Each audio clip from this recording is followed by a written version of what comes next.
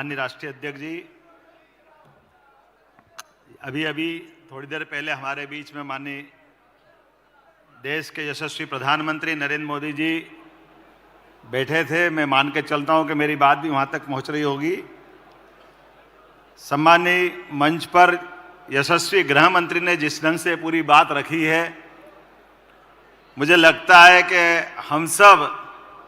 मैं तो जहां से आता हूं वो बाबा महाकाल की नगरी है और भगवान कृष्ण ने जहां शिक्षा ग्रहण की और आज की राजनीति में जिस प्रकार से गृह मंत्री जी ने अपनी पूरी राजनीतिक यात्रा में गृह मंत्री का रोल अदा किया, हमने ऐसा एहसास किया है कि वास्तव में भगवान कृष्ण के सच्चे अर्थों में शिष्य के नाते से जो शासन व्यवस्था के सूत्र चाहिए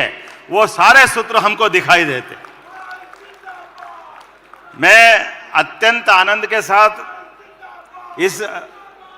प्रस्ताव का समर्थन करता हूं। भाजपा की देश की आशा और विपक्ष की हताशा। उज्जैन की एक और विशेषता है माननीय अध्यक्ष जी, प्रत्येक 12 साल में एक बार कुंभ मेले का आयोजन उज्जैन में होता है और उज्जैन ही हमारे देश के 4 नगरों में होता है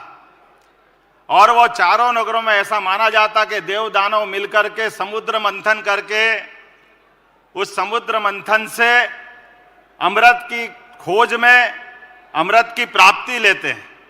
और हम सब देखते हैं कि काल के प्रवाह में वो घटना हम सब केवल स्मरण करें। लेकिन आज के इस राजनीतिक दौर में भी 2 दल दिखाई देते हैं और 2 दल में से एक दल वो है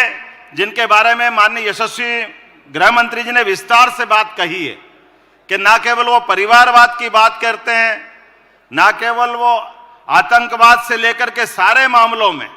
जिस प्रकार की उनकी दृष्टि होती है। एक छोटा सा उदाहरण हमारे सामने आएगा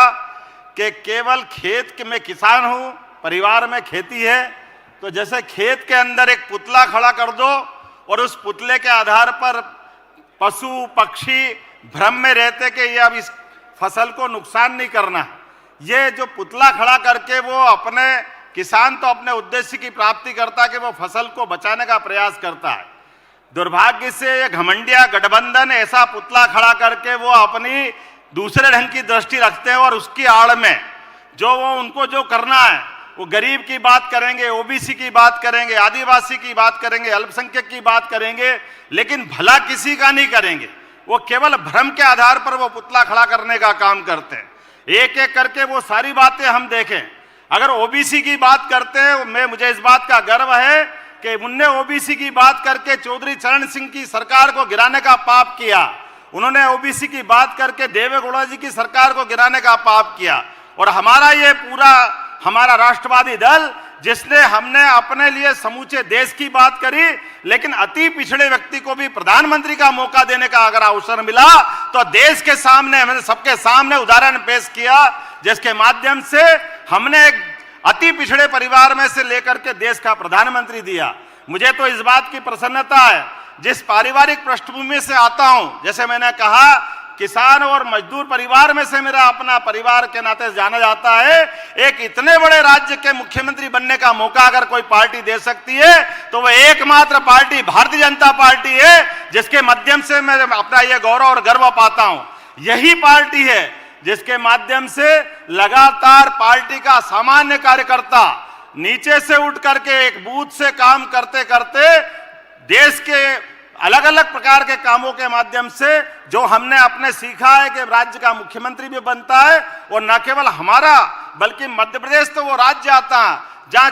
4 ओबीसी वर्ग से अगर मुख्यमंत्री देने का गौरव किसी ने दिया है तो एकमात्र पार्टी भारतीय जनता पार्टी है जिनने ये हमको बड़ा सम्मान के साथ मौका दिया है। मुझे तो इस बात की अभी बात करते करते तो ध्यान में आएगा कि हमारे अपने इसी कांग्रेस पार्टी की लड़ाई के आधार पर अगर बात करें तो अगर 5 विधानसभाओं का हिसाब लगाएं, ज्यादा लंबी बात नहीं करूंगा, तो चुनाव में 5 विधानसभा में से कांग्रेस 4 में हार गई, जिनमें 2 में उनकी सरकारें थी। आप अंदाज लगा लो, आज आंध्र, नागालैंड, सिक्किम, इन 4 राज्यों में कांग्रेस का एक भी विधायक नहीं है। ये किस ढंग से अपने आप को आने सत्ता की बात कर रहे हैं कि आने वाले समय में वो सत्ता में आएंगे। पश्चिम बंगाल में केवल इनका एक विधायक है, वो भी उपचुनाव में जीता है। देश में सबसे ज्यादा विधानसभा सीटों वाली राज्य उत्तर प्रदेश में इनके पास केवल 2 विधायक हैं। मुझे इस बात की प्रसन्नता है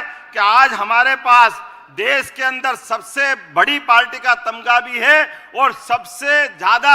सभी जातियों का समुच्चय बनाते हुए देश के सभी राज्यों में सबको मौका दिया। मैं उस पार्टी का सदस्य हूं। हमारे यहाँ पर सीएम, डिप्टी सीएम जिस प्रकार से दे रहे हैं वो अपने आप में इस बात का रिकॉर्ड है कि हमारे प्रधानमंत्री केवल कहते नहीं है कि सबका साथ सबका विकास, हमने जो कहा है वो करके दिखाने का प्रयास किया है। मुझे इस बात की भी प्रसन्नता है कि हमारी पार्टी ने जो अब शुरुआत से कही है, जिसके बारे में माननीय गृह मंत्री जी ने बात रखी थी, धारा 370 को लेकर के 1951 में जो बात कही थी, उसी बात के आधार पर आज देश के अंदर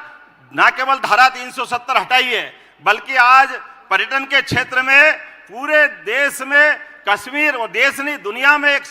जो हमने कहा कि हमारा अपना एक तरह स्वर्ग का भूखंड है कश्मीर, उसको सबके सामने ला करके न केवल दिखाया बल्कि आतंकवाद सहित ऐसे कई विषयों को समाप्त करने का प्रयास किया। मुझे इस बात की भी प्रसन्नता है कि वर्तमान के दौर में जिस ढंग से भगवान श्री राम की बात आई, अब मैं तो समझ नहीं पाता हूं इस बात को, क्या भगवान राम के मामले को लेकर के आज इतनी बड़ी आबादी में 142 करोड़ आबादी में एक पूरा बड़ा वर्ग जिन पे श्रद्धा करता है, जिनको आस्था से देखता है। अरे हमारे अपने परिवार में भी हम देखें कि अगर हमको परिवार में कोई किसी परिवार का निमंत्रण मिलता, हमारी जाने की इच्छा हो, न जाने की इच्छा हो, लेकिन हम जिसने निमंत्रण दिया उसको सार्वजनिक रूप से अपमानित तो नहीं करते, उसका निमंत्रण ठुकराते तो नहीं है। अरे बड़े दुर्भाग्य के साथ कहना पड़ रहा है कि भगवान राम का,